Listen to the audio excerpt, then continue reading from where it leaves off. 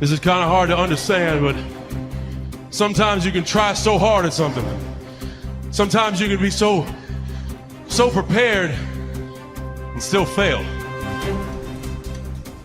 And with every time you fail, it's painful.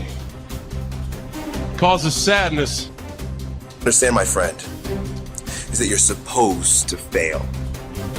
You're supposed to fail because failure is the stepping stone to success.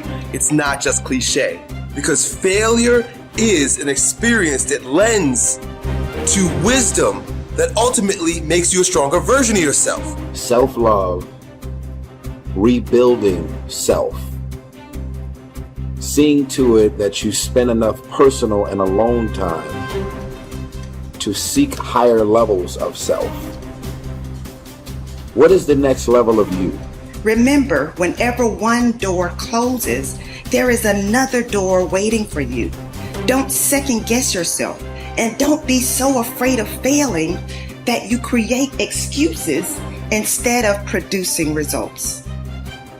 Every day, you have another opportunity to be and do what you were meant to do on this earth. This decision you're making right now will determine your outcome of your tomorrow. We don't have control over yesterday, but this decision that you're making right now will push you, will purge you, will drive you to have that fire down inside. There has never been a point, anytime, and there never will be, where everything is perfect. Okay? No such thing. Because life is a possibility. Because it's a possibility, it cannot be perfect. Doesn't matter what we do, there's still something more to do. The possibilities when you do this, although unknown, are endless. But one thing is for certain, if you don't push yourself, nothing in your life will change. If you want a thing bad enough to go out and fight for it, to work day and night for it, to give up your time, your peace, and your sleep for it, if all that you dream and scheme is about it, and life seems useless and worthless without it, and if you gladly sweat for it and fret for it and plan for it, and lose all your terror of the opposition for it, human being, you've got unlimited potential. You can put effort on you, and by concentrating on you and developing you, you can transform your life wherever you are right now. There has to be something so deep in you that drives you. So what really does it for me is I know what we're capable of. And I know that most human beings aren't willing to go where I am. And that's a very, very dangerous thing. I'm not saying I'm better than anybody else. Everybody has this talent. It's not a talent. It's just realizing that we stop way short of our true potential. So through my life, I realize these things. And I know what gives me fuel is I know that most people who are blessed with so much talent, great parents, great upbringing, didn't come from where I come from. They're gonna quit before me. Having all the tools that they have, they didn't have the ability to examine themselves. When you have everything so nice in life, it's great to have a great life. But what happens is you don't self-examine. You don't do a live autopsy. When you have a fucked up life, it almost forces you to do a live autopsy. It forces you to find strength from places that no one looks from. Because food is not at the ready. You know, I have a learning disability. It's not at the ready. I can't just pick up a book and start reading. Right. There's preparation behind everything I do. There's everything I do has to come with so much preparation. It's despicable. It makes me sick. My own personal life makes me sick. That's why I'm so disciplined now. Without my self-discipline, there is no David Goggins. Like, I can't stop reading. I won't be able to read tomorrow. I will lose it that fast. I cannot stop going to the gym. My mind is set up in a spot where, hey, the second I stop, it wants to stop. Because I had a quitting mind growing up. When you get beat the shit out of you all the time, your mind wants to go to that nice spot where you're comforted, where you're not trying, where shit is easy. That's where your mind, it doesn't want to think. You have all these things in the mind, and the mind can only absorb so much. So all the pain it has to go through, it wants to push it away and say, let's not do that.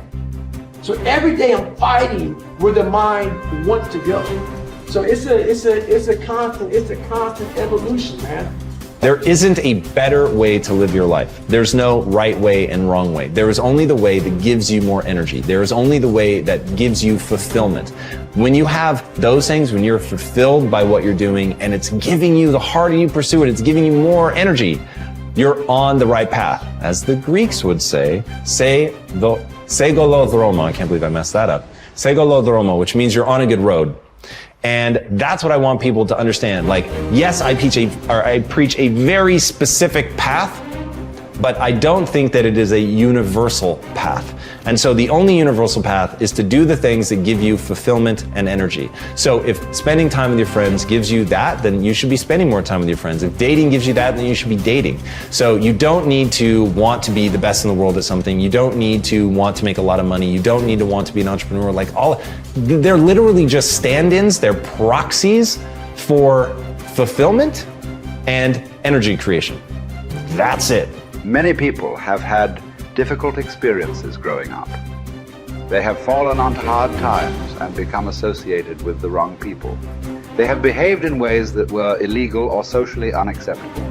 Sometimes they have even been convicted and sent to prison for their crimes. But at a certain point in life, they decided to change. They thought seriously about the kind of person that they wanted to be known as and thought of in the future. They decided to change their lives by changing the values that they live by. By making these decisions and sticking to them, they changed their lives. And what others have done, you can do as well. Remember, it doesn't matter where you're coming from. All that really matters is where you're going. If you were an outstanding person in every respect, how would you behave toward others? What sort of impression would you leave on others after you had met them and spoken with them? Imagine you could be a completely excellent person. How would you be different from today? The moment that you begin walking, talking, and behaving in ways that are consistent with your highest ideals, your self-image improves, your self-esteem improves, your self-esteem increases, and you feel happier about yourself and your world. For example, whenever you are complimented or praised by another person, or given a prize or an award for accomplishment, your self-esteem goes up, sometimes dramatically. You feel happy about yourself. You feel that your whole life is in harmony and that you are living congruent with your highest ideals. You feel successful and valuable. Your aim should be to deliberately and systematically create the circumstances that raise yourself. Esteem in everything you do. You should live your life as if you were already the outstanding person that you intend to be sometime in the future. Decide today to be a man or woman of honor. Resolve to tell the truth and to live in truth with yourself and others. Crystallize your values in each area of your life. Write them down.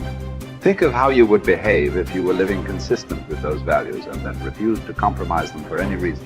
Once you accept complete responsibility for your life and for everything that happens to you, and then create an ideal picture of your perfect future and clarify your values, you are now ready to begin setting clear, specific goals in every area of your life.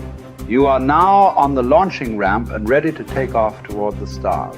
You have to work on yourself. You have to have an unstoppable attitude, and no excuse is acceptable. And you've got to make it a priority, a non-negotiable in your life, and hold a constant vision of what it is you want to achieve.